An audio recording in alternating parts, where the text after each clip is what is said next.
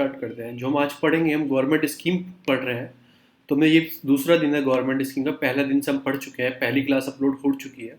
तो हम जो रफ्तार पढ़ेंगे, जो आपकी रफ्तार है RKVY वाली, राष्ट्रीय कृषि विकास योजना रफ्तार, रफ्तार remunerative approach for agriculture allied sector rejuvenation के लिए जो है।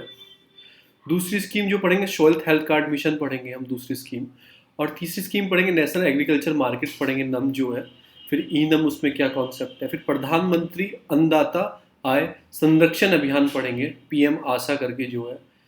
उसके बाद PM प्रधानमंत्री कृषि सिंचाई योजना पढ़ेंगे हम। उससे आगे क्या पढ़ेंगे, फिर उसके आगे क्या पढ़ेंगे, कृषि सिंचाई युवा शाहकार पर स्कीम पढ़ेंगे। फिर किसान क्रेडिट कार्ड पढ़ेंगे, इसमें किसान क्रेडिट कार्ड क्या होता है। फिर ये स्टैंड संपा जो है, सपमा जो है, ये पढ़ेंगे। फिर उसके बाद NCRA national innovative on climate resilience agri वाली पढ़ेंगे। फिर ये सबवेंशन स्कीम पढ़ेंगे, इंटरेस्ट सबवेंशन वाली। लास्ट में फिर आर्य स्कीम पढ़ेंगे, और फिर किसान विज्ञान केंद्र पढ़ेंगे। जो हम फॉलो कर रहे हैं, वो हम क्या फॉलो कर रहे हैं, ये फॉलो कर रहे हैं। जो हम ऑलरेडी कंप्लीट कर चुके हैं, ये स्कीम पढ़ चुके हैं ऑलरेडी हम। ये सारी स्कीम हम ऑलरेडी कंप्लीट कर चुके हैं। एक मिनट आपको दिखा दूं। ये स्कीम सारी ऑलरेडी हम कंप्लीट कर चुके हैं, यहाँ तक हम कंप्लीट कर चुके हैं। यहाँ तक हम स्कीम कंप्लीट कर चुके हैं। जो आज हम फॉलो करेंगे, ये सारी कंप्लीट करेंगे। और कहाँ तक जाएंगे, हम जाएंगे अपना किसान क्रेडिट कार्ड, और नीचे तक इंटरेस्ट सबवेंशन स्कीम, इधर आ जाएंगे यहाँ तक आर्य तक। कल हम ये पूरी मिनिस्ट्री ऑफ एग्रीकल्चर की और वेलफेयर, फार्मर वेलफेयर की सारी स्कीम खत्म कर देंगे, यहाँ तक खत्म कर देंगे, और फिशरी स्टार्ट करेंगे। तो ऐसे ही हम सारी स्कीम कवर कर लेंगे। आप इस PDF को फॉलो कर सकते हैं, क्योंकि ये लास्ट ईयर की PDF है, इस ईयर की PDF नहीं है ये, पर स्कीम सारी वही चल रही है जो लास्ट ईयर चल रही थी। और हम आगे जो स्कीम आई हैं 2020 में, जो स्कीम आई है अपनी आत्मनिर्भर भारत प्लान आया, वो सारी कवर कर लेंगे हम इस वाली वीडियो में। जो हमें ये सीरीज स्टार्ट की है, सब स्कीम पहले ये कवर कर लेंगे जो कि 2019-20 में है थी, और जो 2020 में कुछ न्यू स्कीम आई, क्योंकि कोविड टाइम था, ज़्यादा न्यूज़ नहीं आई। जो भी न्यूज़ कोविड से रिलेटेड आई है, डेवलपमेंट से रिलेटेड आई है, वो सब पढ़ लेंगे हम स्पेशली। चलो हम आ जाते हैं अपनी उसी पे आ जाते हैं। जो रफ्तार स्कीम है, रफ्तार क्या है, रफ्तार क्या देना है, कृषि एग्रीकल्चर की तरफ से रफ्तार देनी है उन्हें। तो रफ्तार स्कीम है क्या, आते हैं हम अपना ये रफ्तार।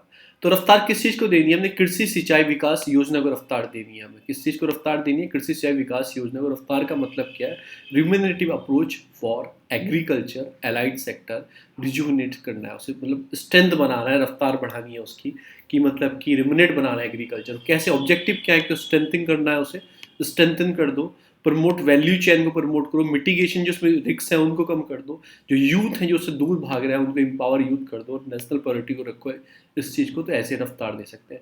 ये जो आपकी राष्ट्रीय कृषि विकास योजना है ना, 2007 में स्टार्ट हुई थी, और ये एक अम्ब्रेला स्कीम है। इसके अंदर छोटी छोटी बहुत स्कीम्स हैं, और इसे रिवैम्प 2019 में, मतलब 2019 या 2018 में किया गया था। तो RKVY रफ्तार से बनाया गया था, और इसका मतलब इंक्रीज, अभी ये खत्म होने वाली थी 2020 में, जो इनका ऑब्जेक्ट थे उस फ्यूचर तक ख़त्म करने वाले थे, और ये 31 मार्च 2021 तक इसे कंटिन्यू कर दिया गया है। कंटिन्यू इसे कर दिया गया, मैं आपको दिखाऊँ कहाँ पे दिखाऊँ, तो कंटिन्यू कर दिया गया।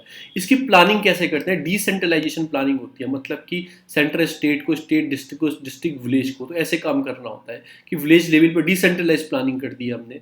स्टेट एग्रीकल्चर डिपार्टमेंट इसे इंप्लीमेंट करेगा, स्टेट का एग्रीकल्चर डिपार्टमेंट, ठीक है, क्योंकि डिसेंट्रलाइजेशन प्लानिंग है ना, तो स्टेट का डिपार्टमेंट इसे मैनेज करेगा। आपको प्राइवेट इन्वेस्टमेंट को इंक्रीज करना है। और फंड कैसे जाता है इसमें, इसको मैंने बताया था आपको 9-10, जो मैंने आपको पढ़ा है, मैंने एक स्कीम पढ़ाई, कोर स्कीम क्या होती है, स्पॉन्सर स्कीम क्या होती है, सेक्टर स्कीम क्या होती है।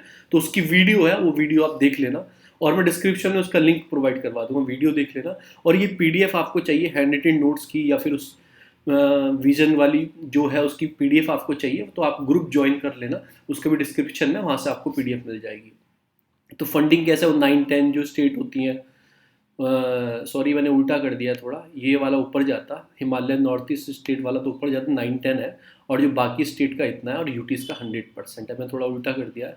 इसके अंदर सभी स्कीम कौन कौन सी हैं, एक तो पहली स्कीम है bringing green revolution to eastern जो इंडिया है। देखो वेस्टर्न इंडिया में ऑलरेडी हो चुका है, पंजाब हरियाणा में और वेस्टर्न में ग्रीन रिवॉल्यूशन हो चुका है। वो चाहते हैं ग्रीन रिवॉल्यूशन ईस्ट इंडिया में आए। ईस्ट इंडिया क्या, किस चीज़ का ग्रीन रिवॉल्यूशन, राइस और वीट का, ठीक है, उनकी प्रोडक्टिविटी और प्रोडक्शन इंक्रीज करना है। वाटर हार्वेस्टिंग स्ट्रक्चर को डेवलप करना है कि वो चीज़ ना हो जाए कि जो हमने ग्रीन रिवॉल्यूशन लाए तो उसके बाद के पंजाब इतना पानी ग्राउंड वाटर यूज़ करने लगे तो ओवर इरीगेशन हो जाए, तो वो हार्वेस्टिंग स्ट्रक्चर को भी देखना है। प्रमोट पोस्ट हार्वेस्टिंग टेक्नोलॉजी, जो पोस्ट हार्वेस्टिंग टेक्नोलॉजी को इंक्रीज करना है। ये लॉन्च हुई थी मतलब 2010 और 11 में, 7 स्टेटों के लिए लॉन्च हुई थी, पैन इंडिया नहीं है। एक तो Assam, Bihar, Chhattisgarh, Jharkhand, Orissa, east UP, west UP में ग्रीन रिवॉल्यूशन हो चुका है और बंगाल के लिए स्कीम लॉन्च हुई थी। आप ये थोड़ा याद रखना। फिर इसके अंदर दूसरी स्कीम आती है क्रॉप डाइवर्सिफिकेशन प्रोग्राम। अभी क्या हो रहा है ना, देखो जहाँ पे ओरिजिनली ग्रीन रिवॉल्यूशन स्टार्ट होता है 19 के लिए है, वो क्या कर रहा है, वो एक ही क्रॉप को बो रहे हैं, कोई गन्ना बो रहा है तो गन्ना ही बो रहे हैं, राइस बो रहे हैं तो राइस ही बो रहे हैं, वीट बो रहे हैं तो वीट ही बो रहे हैं। तो उनको डाइवर्सिफिकेशन करना है। उससे क्यों हो रहा है कि वाटर की बहुत यूजेज हो रहा है, तो diversify the water grazing crop, उसके लिए उन्हें ये स्कीम लेके आए थे, ये वाली। तो ये तुम्हें दो छोटी छोटी स्कीम है, और भी स्कीम है कि इंपॉर्टेंट यही है। मैं आपको एक चीज़ दिखा देता हूँ कि हमने कैसे अप्रोच रखी है। मैं आपको एक चीज़ दिखाई देता हूँ इसमें जाके।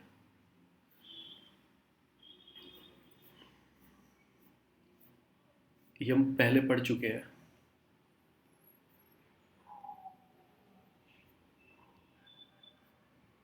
सॉरी बंद हो गई वो। मैं आपको दिखाई देता हूँ अप्रोच कैसी रखी है हमने। देखो, यूजनेस स्ट्रेंथिंग द फार्मर करना है, प्रमोट वैल्यू चेन को करना है, मिटिगेशन रिस्क मैंने सब आपको बता दिया। एक अम्ब्रेला स्कीम है, उसके अंदर डिसेंट्रलाइज प्लानिंग इसमें की गई है अप्रोच के लिए। फिर एलोकेशन फंड देखो मैंने बताया था कैसे किया गया, सेंटर को 100%। इसके अंदर को सभी स्कीम है क्योंकि अम्ब्रेला स्कीम है अपने आप में। कौन कौन सी स्कीम है देखो इसके अंदर ही सबके नाम दिए गए हैं।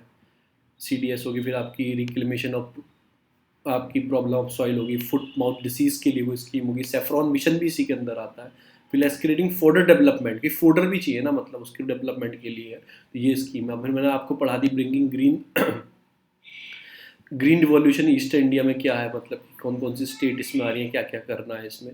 फिर सॉइल हेल्थ कार्ड मिशन आ जाता है नेक्स्ट स्कीम, वो हम आ जाते हैं अपना अपने नोट्स पर। सॉइल हेल्थ कार्ड मिशन, इसमें क्या है, सॉइल हेल्थ कार्ड मिशन में क्या है आपको, इसके ऑब्जेक्टिव्स क्या हैं। इसके ऑब्जेक्टिव्स हैं, एक तो इसके ऑब्जेक्टिव है एक कार्ड इशू करेंगे। क्या करेंगे, एक कार्ड इशू करेगी गवर्नमेंट, जो आपको सॉइल हेल्थ कार्ड होगा, और वो हर 2 साल में सब फार्मरों को प्रोवाइड किया जाएगा। ये हर 2 साल में सब फार्मरों को डेवलप सॉइल टेस्टिंग लेबोरेटरीज को डेवलप किया जाएगा, ऑब्जेक्ट है इसके ऑब्जेक्टिव। और इससे क्या होगा, देखो सॉइल हेल्थ कार्ड डेवलप हो गया तो आपको पता है कितना फर्टिलाइजर कितना यूरिया मिलाना है, ठीक है ना। अभी हम ओवर मिला देते हैं, ज़्यादा मिला देते हैं, फिर वो गवर्नमेंट कार्ड बताया करेगा आपको इतने % मात्रा में मिलाना है, तो उससे क्या होगा, कम यूरिया का यूज़ होगा। रिम्यूनेटिव फार्मिंग होगी तो फार्मर की इनकम इंक्रीज होगी ना, कम यूरिया मिलाएंगे तो वो उसकी जो फैक्टर है, मतलब जो उसमें खेती करने के मतलब जो चीज़ें मिलाते हैं, तो वो सब चीज़ों को फ़ायदा होगा, किसान की इनकम बढ़ेगी। एक ही सेंटर स्पॉन्सर स्कीम है, मैं एक वीडियो बना चुका हूँ 4-5 मिनट की है, इससे ऊपर की वीडियो है वो देख लेना आप जाके प्लेलिस्ट में जाके। इसी प्लेलिस्ट में जो मैं पढ़ा रहा हूँ गवर्नमेंट स्कीम की, कि उसमें लिखा है सेंटर सेक्टर क्या होता है, सेंटर स्पॉन्सर क्या होता है, core of the core scheme क्या होती है, कोर स्कीम क्या होती है। तो ये सेंट्रल स्पॉन्सर स्कीम है, 2015 में स्टार्ट हुई थी। क्रॉप वाइज रिकमेंडेशन होती है, यानी इसमें आपको वीट बोना है तो उसके लिए कितना मिलाना है, तो क्रॉप वाइज रिकमेंडेशन भी ये करते हैं। और ये कंटेन करते हैं कि आपका स्टेटस ऑफ सॉइल, 12 पैरामीटर है, ये याद रखना इंपॉर्टेंट चीज़ है। 12 पैरामीटर पे कुछ नाम मैंने ये नाम बताया, मैंने NPK हो गया, आप तो नाइट्रोजन फॉस्फेट और वो सल्फर करके कौन कौन सा मिलाने, ये मैक्रो न्यूट्रिएंट है, बड़े जो होते हैं ज़्यादा लोग मिलाते हैं। फिर सेकेंडरी न्यूट्रिएंट है कुछ S करके, सिलिकॉन करके। फिर माइक्रो न्यूट्रिएंट है ZN Fe Cu Mn Po, ये वाले। फिर फिजिकल पैरामीटर्स हैं कुछ, pH कितना होना चाहिए, इकोलॉजिकल कितने चाहिए, OC कितना होना चाहिए, तो ये 12 पैरामीटर है। तो आपको एक चीज़ और याद रखनी, मैक्रो कौन से हैं, NPK मैक्रो है, और माइक्रो कौन से हैं। अगर NPK आ गया, नाइट्रोजन फॉस्फेट कैल्शियम आ गया करके उसमें, तो आपको याद रखना कि ये कौन से हैं, ये मैक्रो है, और माइक्रो कौन से, क्योंकि ऑप्शन में पूछ लेता है। तो ये याद रखना है, 12 पैरामीटर आता है सॉइल हेल्थ कार्ड के मिशन। और एक और भी रिकमेंडेशन करता है, फर्टिलाइजर कितना मिलाना है 6 क्रॉप में, 3 रबी की 3 खरीफ की क्रॉप में कितना आपको फर्टिलाइजर मिलाना है, ये भी रिकमेंड करता है। ये ऑल्सो रिकमेंड, और क्या रिकमेंड करता है, ऑर्गेनिक मैन्योर कितना मिलाना है आपको, ये भी रिकमेंड ये करता है, कितना इसमें काम चल सकता है। फिर ये ट्रैक करता है, सॉइल हेल्थ कार्ड पोर्टल भी एक है, उस पर आप जाकर अपना ट्रैक कर सकते हैं, अपना डाटा देख सकते हैं। और ये यूथ जो है और 40 साल, जो 40 साल से कम का किसान है एज का, उनको बोलता है कि आपको सॉइल हेल्थ लेबोरेटरी डेवलप करनी चाहिए, माइक्रो लेबोरेटरी जो खेतों में मतलब गाँव में डेवलप करनी चाहिए, उनको सपोर्ट करता है। और असिस्टेंट प्रोवाइड करवाता है फार्मरों को। कैसे असिस्टेंट प्रोवाइड करवाता है कि 2500 per hectare distribution of micro nutrient for setting up mini. So assistant अगर आप ऐसे डेवलप करोगे ना, इसके हिसाब से डालोगे, 2500 रुपये पर हेक्टेयर प्रोवाइड कराएगा अगर इनके हिसाब से आप चलोगे। ठीक है, फिर setting up mini soil testing laboratory जो मैंने आपको बताया ये वाली, तो उनमें भी आप ये असिस्टेंट प्रोवाइड करवाता है कि पैसा कुछ देंगे तो आपको डेवलप करनी है। और एक पायलट प्रोजेक्ट है आपका डेवलपमेंट ऑफ मॉडल विलेज। उसी के अंदर हम क्या करते हैं, हम सैम्पलिंग कलेक्ट करते हैं, सॉइल सैम्पलिंग। तो ये होगी आपकी कौन सी स्कीम होगी, सॉइल हेल्थ कार्ड मिशन। मैं आपको उसमें भी दिखा देता हूँ, सारी चीज़ यही होंगी। क्या करना है, स्टेंटिंग डेवलप करना है सॉइल टेस्टिंग को। जो ICR है अपनी, ICR काउंसिल वो देखती है, और स्टेट एग्रीकल्चर यूनिवर्सिटी के अंदर लैब्स होती है। एडिशनल इनकम बढ़ जाती है अगर हम इन सब चीज़ों को कम करना स्टार्ट कर देंगे। क्रॉप वाइज रिकमेंडेशन है जो मैंने आपको बताया, क्रॉप वाइज रिकमेंडेशन है। 12 पैरामीटर है इसके अंदर, 12 पैरामीटर है इसके अंदर। फिर ये फर्टिलाइजर को भी रिकमेंडेशन करता है, मतलब कि 6 क्रॉप के जो 2 सीजन में क्रॉप होते हैं ना, तो उसमें कितना फर्टिलाइजर मिलाना है, 3 खरीफ की 3, उसको बताता है। पोर्टल है इसका। फिर वो 40 साल से बताया मैंने आपको, 40 साल से जो किसान है यूथ को बोलता है कि आपको सेटअप करनी चाहिए। असिस्टेंट प्रोवाइड कराते हैं ये। फिर एक मॉडल विलेज प्रोग्राम है, उसमें क्या होता है, sampling collection with farmer participation से चलता है। तो ये हो गया आपका ये। फिर आता है national agriculture market. Next scheme आती है नेशनल एग्रीकल्चर मार्केट। उसको पढ़ लेते हैं। ऑब्जेक्टिव क्या है उसके, वो जीनियस फार्मिंग करनी है आपको, मतलब जेन्यू फार्मिंग करनी है, जीनियस फार्मिंग करनी है। सेल और उसको सेल्स को एक्सेस देना है, मतलब अपने जो आप सामान बेचते हो मार्केट दोगे तो एक्सेस मिलेगा ना, मार्केट बड़ा होगा। और जेन्युइन प्राइस आपको मिलना चाहिए, उस पर थोड़ा ध्यान देते हैं, जेन्युइन प्राइस आपको मिलना चाहिए। लिबरल लाइसेंस मिल जाए आपको, जैसे आपको मिडिल मैन होते हैं ना, तो मार्केट डेवलप होगा तो उसमें खरीदने वाले भी तो कोई होंगे ना मिडिल मैन, तो उन्हें लिबरल लेसन मिल जाए, इजीली लेसन मिल जाए। और हार्मोनाइजेशन ऑफ क्वालिटी को मेंटेन रखता है, सिंगल पॉइंट लेबल से वहीं सब चीज़ बेच सकते हो आप। और स्टेबल प्राइस रहने चाहिए। सॉइल टेस्टिंग लेबोरेटरीज भी होती हैं इनके अंदर। यही है, ये सेंट्रल सेक्टर स्कीम है, सेंट्रल सेक्टर स्कीम है ये। ठीक है, फंडेड कहाँ से आता है इसे, एग्रीकल्चर टेक्नोलॉजी इंफ्रास्ट्रक्चर फंड है जो एग्रीकल्चर मिनिस्ट्री के अंडर है, वहाँ से इसे फंड प्रोवाइड होता है। देखो वहाँ से फंड प्रोवाइड होता है, ATIF से वहाँ से फंड प्रोवाइड होता है। और ये pan India electronic trading portal भी चलाते हैं। पैन इंडिया, वो ईनम करके जो पोर्टल है पूरे इंडिया में चलता है, इलेक्ट्रॉनिक पोर्टल चलता है कि आपने अपना सामान उसमें रजिस्ट्रेट कर दिया, मेरे पास इतना सामान है, कोई खरीदने वाला है तो उस पोर्टल पे आके वो सामान खरीद सकता है आपसे, और फिर आपको स्लिप मिल जाएगी दोनों को, आप जाके सामान फिजिकल फॉर्म में जाके ले लो उनसे।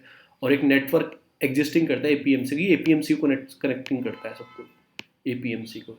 यूनिफाइड नेशनल मार्केट बनाता है, यूनिफाइड नेशनल मार्केट बनाता है कॉमोडिटी का। ठीक है ना। और एक चीज़ और चलाते हैं कि स्मॉल फार्मर एग्री बिजनेस कस्टोरियम होता है ना, उसे और रन करता है। ये कस्टोरियम किस चीज़ में काम आता है, हेल्प करता है, छोटे छोटे फार्मर होते हैं ना, उनको हेल्प करता है कि मतलब increase the income of small marginal farmer.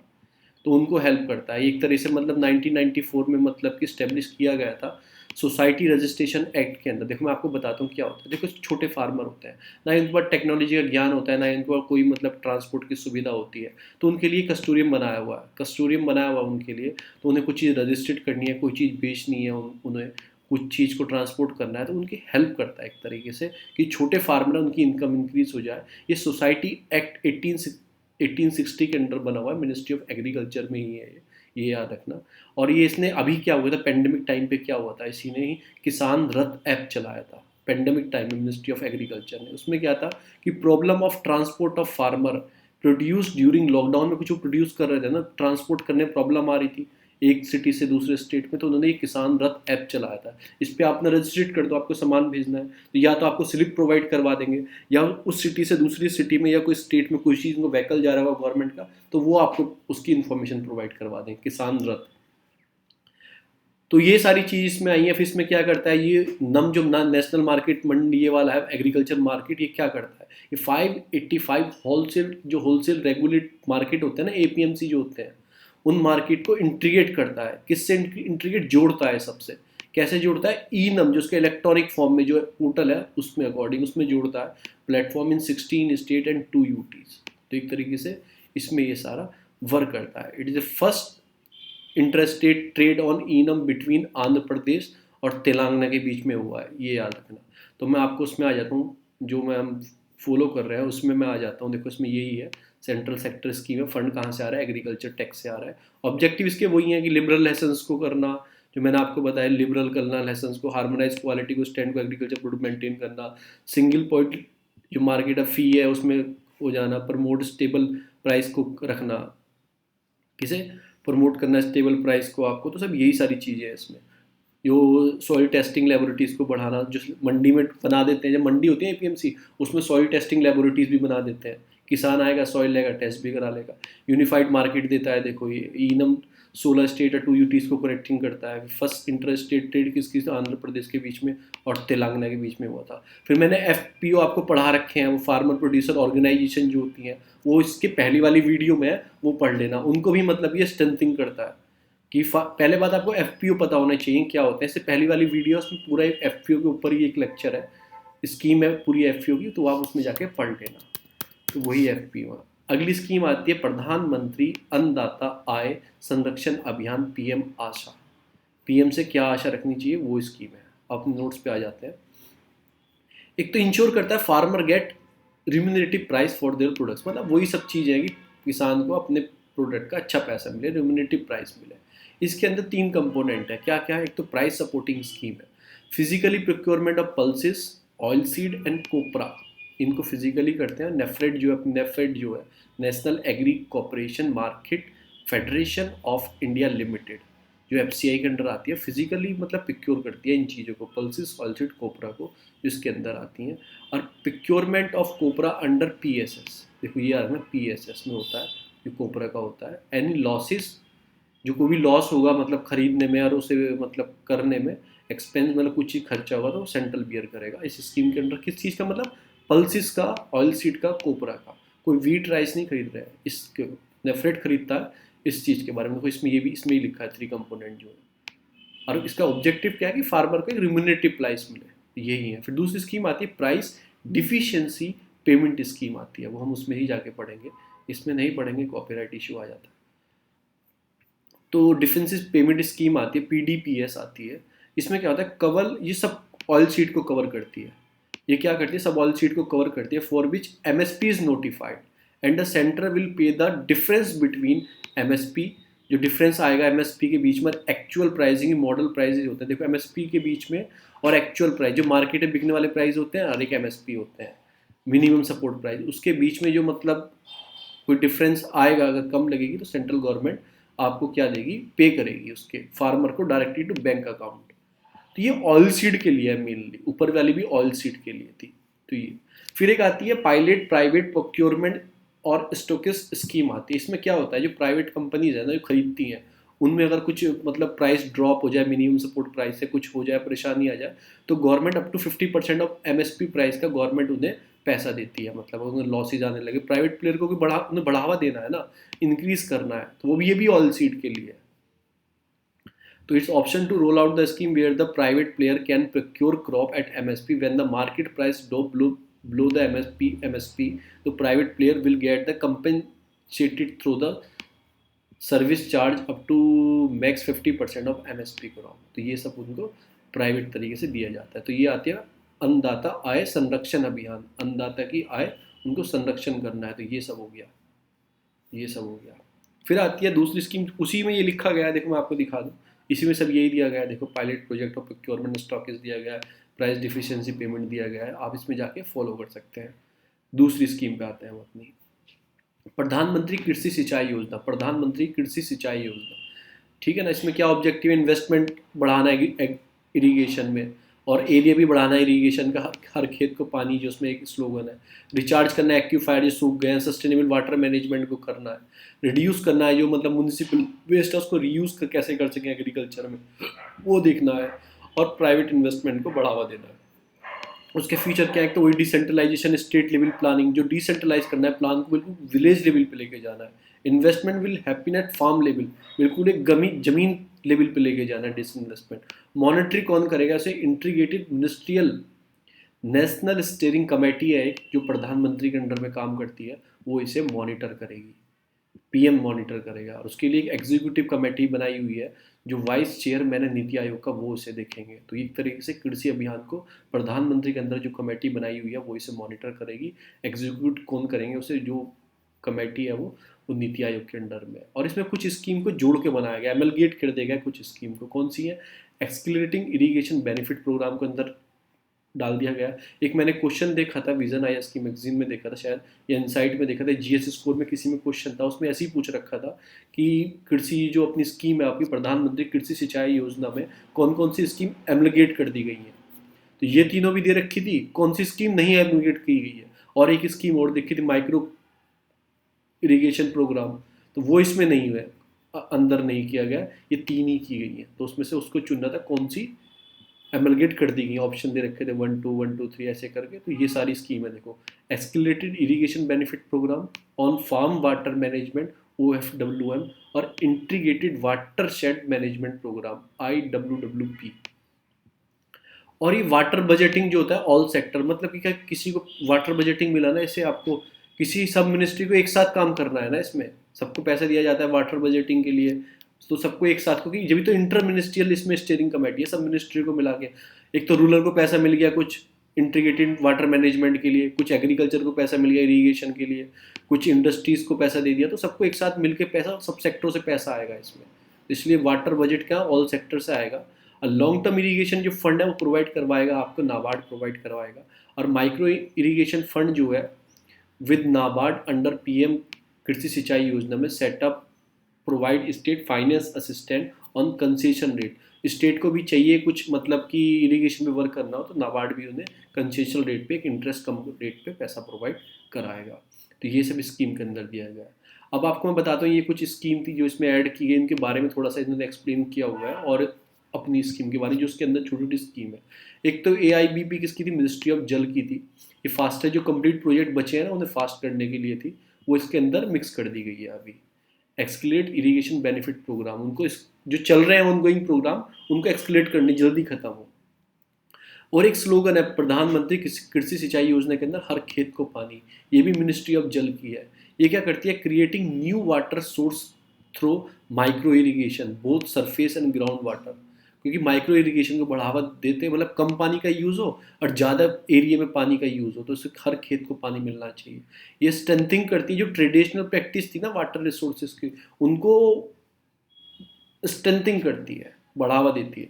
तो कुछ प्रैक्टिस है, इनको नाम बिल्कुल याद रखना, सीधा मैच द फॉलोइंग में पूछता है। जल मंदिर गुजरात में था, फिर काहत्री और कुही हिमाचल प्रदेश में, जोबो नागालैंड में, फिर डोंग्स आसाम में था, फिर कातस और भंडस ये उड़ीसा मध्य प्रदेश में था, ये सब। फिर आती है PM कृषि सिंचाई योजना पर ड्रॉप मोर क्रॉप की स्कीम आती है, मिनिस्ट्री ऑफ एग्रीकल्चर। आपने कुछ देखा? ये जल की स्कीम है, ये जल की मैंने इंटर मिनिस्ट्रियल स्कीम चलेंगी, सब मिनिस्ट्री से बजट भी आएगा इसमें, कुछ फंड प्रोवाइड करवाना है, मतलब लॉन्ग टर्म के लिए नाबार्ड कराएगा, स्टेट को पैसा चाहिए वो नाबार्ड दे देगा कंसेशनल इंटरेस्ट रेट में। तो सब मिनिस्ट्री की स्कीम है। ये पर ड्रॉप इसकी एग्रीकल्चर की है, और हर खेत को पानी मिनिस्ट्री ऑफ जल की है। और AIBP जो होती है आपकी एक्सीलरेट करने के लिए मिनिस्ट्री ऑफ जल की है। इसमें क्या है कि एफिशिएंसी वाटर की बढ़ानी है। कैसे बढ़ाएंगे? कि वो drip irrigation, sprinkle irrigation, private irrigation और रेन गन्स होती हैं, वो रेन गन्स होती हैं, गन लगी तो रेन की तरह ऊपर से जाल सा बना देते हैं, उसमें फुहारे निकलते हैं। जैसे आपने देखा है ना बिल्डिंग में प्रोग्राम होता है, बिल्डिंग में कौन सा प्रोग्राम होता है कि अगर फायर लग जाए तो ऊपर से फुहारा चलता है, तो रेन गन्स वो होती हैं। फिर ड्रिप इरीगेशन तो पता ही है, बूंद बूंद करके पानी टपकता रहता है जड़ के पास उसकी। स्प्रिंग वो पता ही आप पार्क में लगा देते हैं, वो हिलता रहता है वो। फिर पीवोट्स भी कुछ होते हैं, तो ये नाम याद रखना कौन कौन सी है माइक्रो इरीगेशन के लिए। फिर एक आती है PM किसान वाटर शेड डेवलपमेंट। ये किसको दिया गया है? रूरल की है, देखो स्कीम ये डिपार्टमेंट ऑफ लैंड रिसोर्सेज, उसकी स्कीम है ये वाटर शेड डेवलपमेंट के लिए। Effective management of run of water, जो बहता हुआ पानी है उसे मैनेज करने के लिए। इम्प्रूव सॉइल की कंडीशन को, मॉइस्चर कंजर्वेशन एक्टिविटीज़ को। और इसी के अंदर मतलब कन्वर्जिंग है, मनरेगा भी इसी के अंदर आती है। क्योंकि मनरेगा कैसे, मतलब इसी के अंदर नहीं आती, इसके साथ मिलकर मनरेगा भी काम करते। देखो जैसे पानी फालतू में यहाँ से बह जाता है बारिश का पानी, तो मनरेगा वालों से क्या बोलेंगे, यहाँ पे एक पोंड बना दो और पोंड बना के हम उसका वाटर का सही उपयोग कर लेंगे। तो मनरेगा भी इसमें कन्वर्जिंग है। और छोटी छोटी कंसोलिडेट कर दिया गया, इंटर वाटर डेवलपमेंट प्लान और एग्रीकल्चर प्रोडक्शन, फिर ये छोटे छोटे प्लान इसमें डाल दी, कंसोलिडेट कर दिए गए। तो ये अपनी स्कीम थी आपकी किस सिंचाई, वो प्रधानमंत्री कृषि सिंचाई योजना। देखो ऑब्जेक्ट यही है जो मैंने आपको बताए थे, इन्वेस्टमेंट, इरीगेशन, एक्विफायर को मतलब कि रिचार्ज करना, फिर वो वेस्ट मैनेजमेंट को, फिर प्राइवेट इन्वेस्टमेंट को लाना, फिर activity related to water harvesting, water management की एक्टिविटी को देखना, डिसेंट्रलाइजेशन प्लानिंग रखनी चाहिए इसमें, फिर वही प्रधानमंत्री की जो मतलब जो देखते हैं वो है कमेटी, फिर एक एग्जीक्यूटिव कमेटी और नीति आयोग की है, फिर इन सबको मिला के इसमें कुछ प्लान मिला दिए गए हैं स्कीम के अंदर। वाटर बजटिंग कहाँ से आती है? सब मिनिस्ट्री से, ऑल सेक्टर से मिल के आती है, household, agri, industry sector से। फिर इसमें लॉन्ग टर्म इरीगेशन जो आपको फंड चाहिए वो नाबार्ड में अंदर में है। फिर माइक्रो इरीगेशन के लिए फंड चाहिए, मतलब स्टेट गवर्नमेंट नाबार्ड प्रोवाइड करवाता है to state financial assistance concessional rate of interest. फिर वही मैंने आपको बताई स्कीम सारी है, हर खेत को पानी, ये पर drop more crop, water shade management. और वाटर शेड मैनेजमेंट के बारे में और भी पढ़ना है तो आप इनका नीरांचल नेशनल वाटर प्रोजेक्ट है, वाटर शेड प्रोजेक्ट है, वो मिनिस्ट्री ऑफ रूरल डेवलपमेंट के अंदर आता है। तो जब मिनिस्ट्री ऑफ रूरल डेवलपमेंट की हम पढ़ेंगे, अभी एग्रीकल्चर की पढ़ रहे हैं तो उसमें हम ये कवर कर लेंगे। अब आती है Yuva Sahakar cooperative enterprises support and innovation scheme. देखो इसमें नाम में ही इसका आ गया है कि मतलब युवा को कोऑपरेटिव की एंटरप्राइजेस में सपोर्ट करना है, कि युवा कोऑपरेटिव सोसाइटी बना सके, अपने किसानी को मतलब उसमें ही अपना काम चला सके। तो ऑब्जेक्टिव क्या है? अट्रैक्ट करना है यूथ को। क्या अट्रैक्ट करना है यूथ को? कोऑपरेटिव बिजनेस के लिए, वेंचर बनाने की। कोऑपरेटिव बिजनेस होता है ना कि गांव के 5 किसान मिल गए, 5 या 10 किसान मिल गए, उन्होंने क्या किया, दूध का प्रोडक्शन करेंगे, कलेक्शन करेंगे, दूध को हम कहाँ भेजेंगे, दूध को हम प्रोडक्शन करके मतलब उसमें डिफरेंट डिफरेंट प्रोडक्ट बनाएंगे। तो पूरी चेन डेवलप हो जाती है। कोऑपरेटिव सोसाइटी जैसे आनंद है आपका मूल है, वो एक कोऑपरेटिव सोसाइटी का है, मतलब कि वो किसान मिलके, बहुत सारे कोऑपरेटिव सोसाइटी ने मिलके वो डेवलप किया था। तो ये फिर ये क्या है कि अट्रैक्ट करेगी यूथ को एक ऑब्जेक्टिव क्या देगी, यूथ के फ्रेंडली स्कीम प्रोवाइड भी करेंगे कि यूथ उसमें कोऑपरेटिव की तरह ज़्यादा मूव कर जाए। और इसको हेल्प कौन करेगा? एनसीडीसी देखो ये एनसीडीसी से हेल्प करेगी इसे, एनसीडीसी इसे हेल्प करेगी। भाई मैं बताऊंगा एनसीडीसी क्या होता है? National cooperative development corporation. ये भी मिनिस्ट्री ऑफ एग्रीकल्चर के अंडर आती है। ये इसने ही लॉन्च की है कि कोऑपरेटिव सोसाइटी बनानी है, कोऑपरेटिव, क्योंकि उससे क्या होगा, इनोवेटिव प्लान्स लेके आएंगे, कोऑपरेटिव सोसाइटी डेवलप होंगी, एम्प्लॉयमेंट मिलेगा किसानों को, मतलब खेती में ही, मतलब गाँव में ही एम्प्लॉयमेंट मिलेगा। तो ये सब होता है। फिर इसमें फंड कहाँ से आएगा? CIFS से आएगा, कोऑपरेटिव स्टार्टअप इनोवेशन फंड, जो एनसीडीसी ने क्रिएट किया है। यहाँ से इसमें फंड आएगा, इसमें यहाँ से। और एलिजिबल कौन होंगे पैसा लेने के लिए? उसका मतलब कोऑपरेटिव सोसाइटी का सारे कोऑपरेटिव को पैसा देगी जो मतलब 1 साल से चल रही हैं पहले से ही और एक पॉजिटिव नेटवर्क ग्रो कर रही है, तो उन्हें पैसा दिया जाएगा। अब एनसीडीसी क्या है कि स्टैट्यूटरी ऑर्गेनाइजेशन है मिनिस्ट्री ऑफ एग्रीकल्चर के अंडर। ये हेल्प करती है, प्रमोट करती है programme of agriculture allied sector को। मतलब एग्री से अलाइड सेक्टर होता है ना, दूध का कोई बिजनेस कर रहा हो तो वो सभी कोऑपरेटिव तरीके से काम करेंगे। मतलब 10-20 दूध वाले एक साथ मिल जाएंगे, फिर दूध का प्रोडक्शन करेंगे, फिर दूध से डिफरेंट डिफरेंट प्रोडक्ट बनाएंगे और शहर में सप्लाई करेंगे। यही तो अमूल करता है। वहाँ पे पूरा एक कोऑपरेटिव सोसाइटी डेवलप हुई है, वो सारा दूध इकट्ठा होकर उसमें अमूल में आता है। वहाँ से फिर वो अमूल को मतलब दूध को पैकेटों में पैक ये वो करके फिर वो डिस्ट्रीब्यूशन होता है। तो पूरी एक चेन बनी हुई है उस टाइप। डेयरी हो गई, पोल्ट्री होगी, लाइव स्टॉक हो गया, फिशरी हो गई, कॉटन गेनिंग और शुगर के टाइप से। तो इन सबको इस सेक्टर को सपोर्ट करती है। ये भी मिनिस्ट्री ऑफ किसके अंडर आती है? एग्रीकल्चर के। किसी को सपोर्ट करती है? इसको। इसमें एक फंड भी है CSIF, cooperative startup innovative fund भी इसके अंदर है। तो इन्होंने ये स्कीम चलाई है, Yuva Sahakar cooperative enterprises support innovation scheme. चलो अब आती है किसान कृषि कार्ड स्कीम। भाई किसानों को कृषि कार्ड दिया जाता है, बिल्कुल सेम इसी में ऐसा लिखा हुआ है, देखो जैसे मैंने पढ़ा है बिल्कुल सेम लिखा है। एलिजिबिलिटी कौन है इसके अंदर, फंड को कैसे डिस्ट्रीब्यूशन होगा ये हमें पढ़ना नहीं है। फिर CISF फंड है, फिर ये NCDC के बारे में बताया गया, NCDC क्या है। फिर आता है किसान क्रेडिट कार्ड स्कीम आती है, किसान क्रेडिट कार्ड स्कीम आती है, वो मैं आपको उससे पढ़ा रहा हूँ। इसमें क्या है, ऑब्जेक्टिव क्या है कि टाइमली पैसा मिल जाए किसानों को, टाइमली पैसा मिल जाए, कहीं से उन्हें जरूरत है पैसे की कोई दिन, टाइमली क्रेडिट सपोर्ट मिल जाए बैंक से उन्हें, और अंडर सिंगल विंडो, एक ही विंडो से उन्हें सपोर्ट मिलने के लिए इन्होंने ये स्कीम चलाई है। इसमें क्या है, एक बेनिफिशियरी क्या है, इसमें सभी किसानों को पैसा दिया जाएगा, चाहे वो इंडिविजुअल हो चाहे कोई जॉइंट बोरोवर हो, 2 आदमी एक साथ आके ले रहे हो उनको दोनों को, और आर ऑनर कल्टिवेटर, उनके पास अपनी जमीन होनी चाहिए, उनके पास कल्टीवेशन के लिए। फिर टेनेंट जो फार्मर जो खेती लेके करते हैं, मतलब दूसरे की जमीन ले लेंगे, उसे पैसा दे जाएंगे, टेनेंट वही टेनेंट जो होता है किराएदार टाइप एक टाइप। और शेयर क्रॉपर, कुछ ऐसे शेयर क्रॉपर क्या होते हैं, देखो टेनेंट में क्या होता है, उसकी पूरी जमीन ले लेंगे, उसे पैसा देंगे उसके बदले में। और शेयर क्रॉपर क्या होते हैं कि आपने जैसे 100 गन्ने के पेड़ हुए, 100 कुंटल कोई चीज़ हुआ, तो 30% उसका हो जाएगा वो, और 70% जो मालिकों का उसका हो जाएगा, उन्हें बोलते हैं शेयर क्रॉपर। फिर इसमें जो सेल्फ हेल्प ग्रुप है, जॉइंट लाइबिलिटी, आपके लाइबिलिटी ग्रुप है, उनको भी पैसा दिया जाएगा इसके अंदर, सबको पैसा दिया जाएगा इसके अंदर, टीनेंट फार्मर को सबको पैसा दिया जाएगा एक तरीके से। साइलेंट फ्यूचर क्या है इसके, ये तो थे इसके ऑब्जेक्टिव। बेनिफिशियरी कौन कौन है इसके, ऑब्जेक्टिव क्या है कि टाइमली पैसा मिल जाए, सपोर्ट मिल जाए बैंक से, सिंगल विंडो में, ज़्यादा परेशान ना होना पड़े।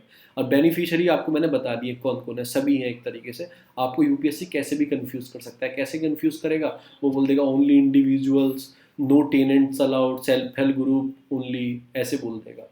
फिर इसके आता है साइलेंट फ्यूचर क्या है, एक तो आपको लोन ही मिल जाए, यूज, आप जो लोन मिलेगा एनी कर देना ऐसे, यूज़ कर सकते हैं वर्किंग कैपिटल में भी, और टाइमली रिक्वायरमेंट, मतलब आपको लोन मिल जाता है एक तरह से, टाइम में कोई रिक्वायरमेंट आई हो आपको, जैसे पोस्ट हार्वेस्टिंग में आपको मशीन चाहिए किराए पे, या आपको कहीं से ट्रांसपोर्ट करना है, तो उसमें भी आपको टाइमली कोई रिक्वायरमेंट आई है, तो उसमें यूज़ कर सकते हो, वर्किंग कैपिटल में आप उस पैसे को यूज़ कर सकते हो।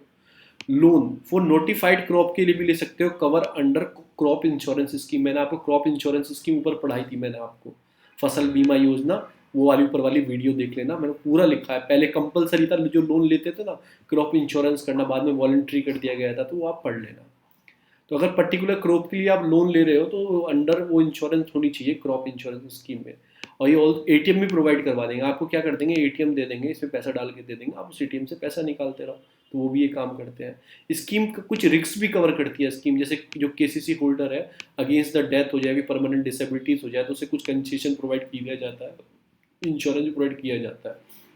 आप खुद बताओ ना, बैंक में जाते हो आप, उसमें लिखा होता है कि एटीएम के बेनिफिट, तो आप कभी उस चीज़ को पढ़ना, उसमें लिखा होता है आपको एक्सीडेंटल बीमा इतने का मिलेगा एटीएम से, इतने का आपको लाइफ इंश्योरेंस, एटीएम बेनिफिट, तो वही सब बेनिफिट इनको दिए जा रहे हैं, भी एटीएम लेंगे ये वो सब करेंगे। फिर इसमें केसीसी, आपको एक सेचुरेशन स्कीम भी इन्होंने इनिशिएटिव स्टार्ट किया था। इसमें क्या किया गया था, विच इंक्लूड एडिट फार्मर, जो अंगेज आपके एनिमल हस्बेंड्री है और फिशिंग है ना, उनको भी ऐड कर लिया गया था इसमें। अभी जो केसीसी सेचुरेशन आपको इनिशिएटिव स्टार्ट किया था उसके अंडर। फिर इसमें क्या होता है कि कोई प्रोसेसिंग फ़ी नहीं लगती है, लोन को लेने में प्रोसेसिंग फ़ी लगती है ना, कि फाइल चार्ज, ये चार्ज वो चार्ज, तो फ्री कोई प्रोसेसिंग फ़ी नहीं लगती है। और आपको विदाउट कोलेटरल लोन मिल जाता है 1 से 1,60,000 तक, 1.6 लाख तक आपको कोलेटरल फ्री लोन मिल जाता है, मतलब कोई आपको गिरवी नहीं रखनी है कोई चीज़, आपको लोन प्रोवाइड कर दिया जाएगा। अब देखो सब कुछ ऐसा ही है, इसमें कहाँ यूज़ कर सकते हैं, इसके टाइमली आपको पैसा मिल जाता है, ये इसके ऑब्जेक्टिव है। फिर कौन कौन फ़ायदा उठा सकते हैं वो मैंने आपको बता दिया है, ये फ़ायदा उठा सकते हैं teen and women self help group. फिर इसके फीचर्स क्या हैं, वही कहीं भी यूज़ कर सकते हो आप, क्रेडिट कहाँ पे, पोस्ट हार्वेस्टिंग के लिए जो टाइमली रिक्वायरमेंट आ रही है आपके सामने, फिर एक्स्ट्रा लिखा हुआ है, मुझे याद करने की जरूरत नहीं है। किसी scheme notify the crop cover insurance मैंने आपको बता दिया है, आपको क्या मिल सकता है, आपको वो ₹1 कार्ड मिल सकता है।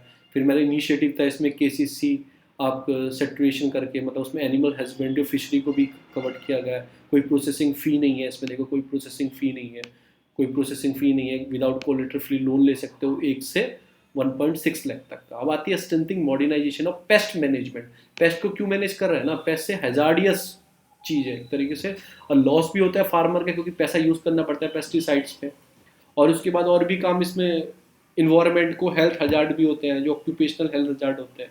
तो एक तो क्या करती है, मिनिमम करती है इनपुट कॉस्ट, एक कॉस्ट कर लेना, COST कॉस्ट हो गया वो वाला। तो वो कैसे करती है, देखो आपको पेस्ट कम यूज़ करना पड़ेगा, आपको मैनेजमेंट तरीका आता है आपको मैनेज करने का, मतलब कि पेस्ट को, तो आपको कम पैसा लगाना पड़ेगा। ज़्यादा पेस्ट यूज़ कर देते हैं, किसान को पता नहीं, अंदाजे से उसमें पेस्टिंग कर देता है चीज़ों को, तो कम पैसा लगेगा, इन्वायरमेंट को सेव रखेगा। और जो ऑक्यूपेशनल हेल्थ हजार्ड होते हैं ना, ऑक्यूपेशन मतलब जैसे मैं कुछ काम करता हूँ, मैं एक मिस्त्री हूँ, मैं एक कोल के उसमें काम करता हूँ, तो कोल का धुआं उड़ता है, मतलब ये नाक में चला जाएगा, अंदर चला जाएगा, उसे बोलते हैं, मैं ऑक्यूपेशन क्या, मैं एक फैक्ट्री में काम करता हूँ, तो कोल के धुएं से मुझे कोई प्रॉब्लम हो रही है, उसे बोलते हैं ऑक्यूपेशनल हेल्थ हजार्ड। मेरी जो ऑक्यूपेशन है उससे मुझे कुछ प्रॉब्लम हो, तो उसे बोलते हैं ऑक्यूपेशनल। अब वो पेस्ट करते हैं, छिड़काव करते हैं किसान खेतों में जाके, तो उनको प्रॉब्लम होने लगती है, ज़्यादा सूंघ लें उसे, अंदर चला जाए, तो हेल्थ के लिए प्रॉब्लम भी आ जाती है। तो तीनों को ऑब्जेक्टिव क्या है, तीनों को सेव करेगा। इम्प्लीमेंट कौन कर रहा है इसे, मतलब कि central integrated pest management centre है, वो इसे इम्प्लीमेंट करेंगे।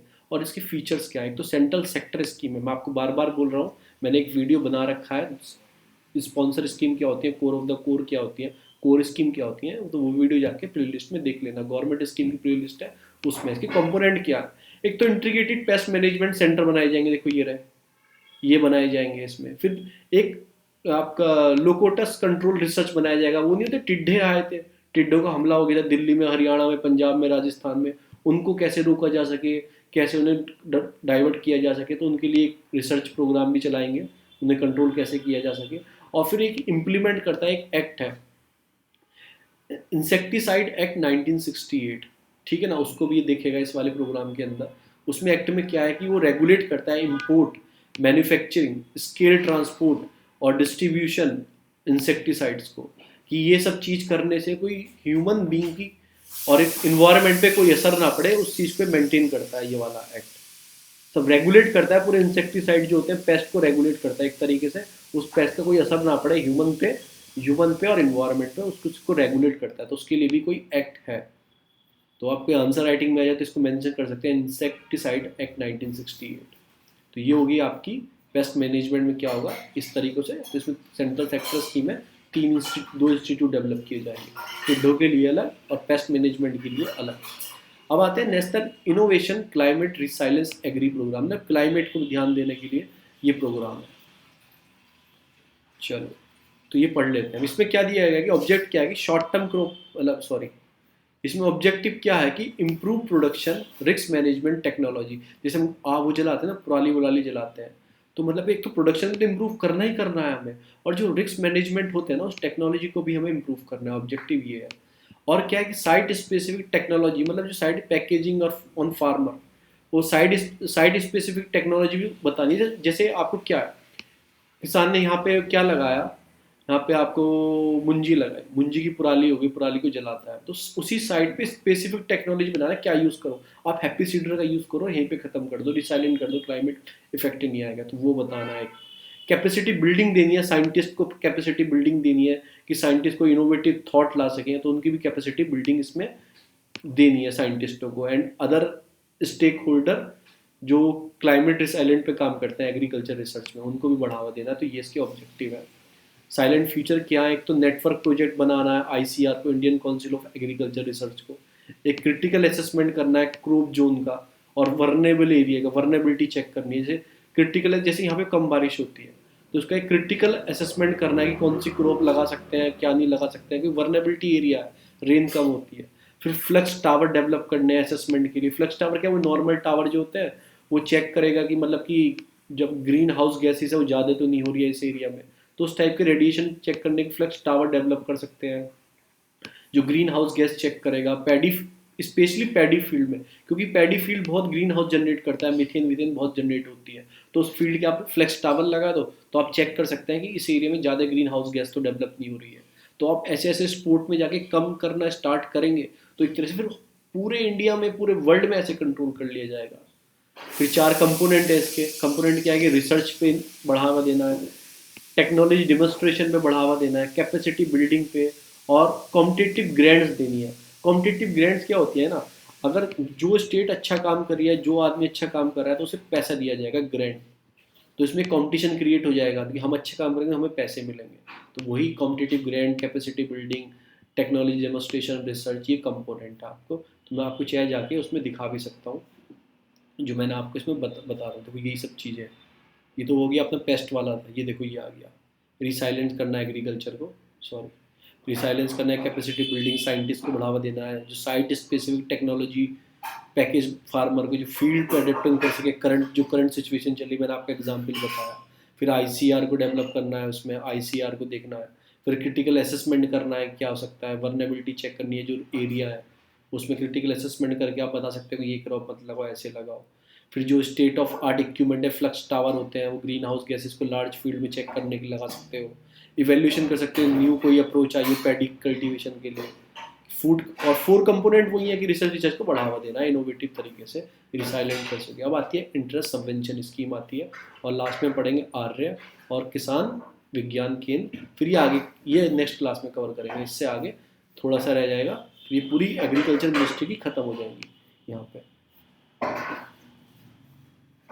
चलो अब आते हैं सबवेंशन स्कीम। मतलब जब इंटरेस्ट लेते हो ना, आपने इंटरेस्ट ले लिया, आपने बैंक से इंटरेस्ट ले लिया, तो उस पर मतलब आपको कुछ इंटरेस्ट देना पड़ता है, तो आप सरकार आपको सबवेंशन देती है, मतलब कि आप कम इंटरेस्ट दो, उसके लिए गवर्नमेंट स्कीम चलाती है। तो क्या है ऑब्जेक्टिव, क्या है कि आपको शॉर्ट टर्म क्रॉप लोन मिल जाए एक अफोर्डेबल रेट पे। इसका ऑब्जेक्टिव है आपको शॉर्ट टर्म क्रॉप लोन मिल जाए अफोर्डेबल रेट पे। साइलेंट फीचर क्या है, एक तो आपको कंसेशन मिलता है 2% पर एनम का। जैसे आपने लोन लिया 3 लाख, अप टू 3 लाख का लोन लेंगे, अगर आपने लोन लिया 3 लाख रुपये, तो बैंक क्या देता है 7% इंटरेस्ट लगाएगा उस पर, 7% इंटरेस्ट लगाएगा। तो गवर्नमेंट बोलती है आपको कंसेशन मिलेगा 2% का।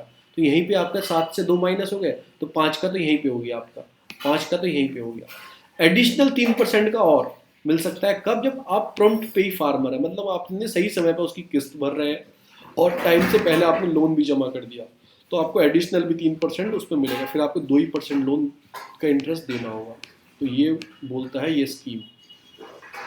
उसके बाद और चीज़ क्या है इसमें, देखो और चीज़ में क्या बताएगी, up to 6 month post harvesting, जैसे आपने कटाई कर ली उसके 6 महीने बाद जो स्मॉल मार्जिनल फार्मर है ना, वो मतलब केसीसी लोन को, जैसे आपने पोस्ट हार्वेस्टिंग कर ली, आपने गेहूं काट लिया, फिर आपने वो गेहूं इकट्ठा किया बोरियों में पैक करके वेलफेयर हाउस में रखवा दिया, मतलब जो वेलफेयर गवर्नमेंट वेलफेयर हाउस होते हैं, तो वेलफेयर हाउस आपको बहुत मार्जिनल चार्ज लेता है, 100 रुपये साल या इतनी बोरियों के हिसाब से 3 रुपये बोरी साल ऐसे चार्ज लेते हैं। तो आपको एक स्लिप दे देते हैं, आपका इतना सामान हमारे सरकारी गोदाम में रखा हुआ है, इतना सामान, तो आपको स्लिप दे देते हैं। उस स्लिप का यूज़ करके आप 6 महीने और चला सकते हैं। जो स्मॉल मार्जिनल फार्मर है ना, वो और उस स्लिप का यूज़ करके नेगोशिएबल कर सकते हैं, मतलब उस स्लिप से कि 6 महीने तक आपको टाइम मिल जाएगा लोन देने का, पर स्मॉल मार्जिनल फार्मर के लिए। तो ऐसे भी यूज़ कर सकते हैं हम, ठीक है ना। और अवेलेबल कहाँ से लोन ले सकते हैं, पब्लिक सेक्टर बैंक से, प्राइवेट सेक्टर बैंक से, नाबार्ड भी देता है, नाबार्ड प्रोवाइड करवाता है, जो रीजनल रूरल बैंक है